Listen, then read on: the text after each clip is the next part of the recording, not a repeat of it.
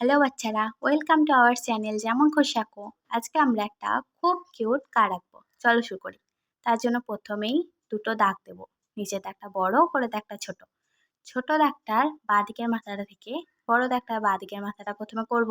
তারপর ছোট দাগের বাঁ দিকটা থেকে বড় দাগের ডান দিক মাথাটা গোল করে যোগ দিয়ে নেবো। তারপর জানলার জন্য প্রথমে দুটো লম্বা লম্বা দাগ করে দুদিকে দুটো ব্যাকা দাগ দিয়ে নেবো। এরপর দুটো গোল গোল করে গাড়ির চাকা করব। এরপর এই দাগটা গাড়ির চাকার ভেতর দেওয়া দুটো মুছে নিয়ে আমরা স্কেচ পেন করে নেবো। চলো রং করি। প্রথমে রেড কালারটা নিয়ে আমরা গাড়িটা করব। তার জন্য চারিদিকটা প্রথমে করে নেবো যাতে একটুও না বেরোয়। এরপর রংটা ভর্তি করে নেবো ভেতরটা। এরপর ব্রাউন দিয়ে চাকাটা করব। এরপর অ্যাশ কালারটা নেব, গাড়ির কাজটা করব।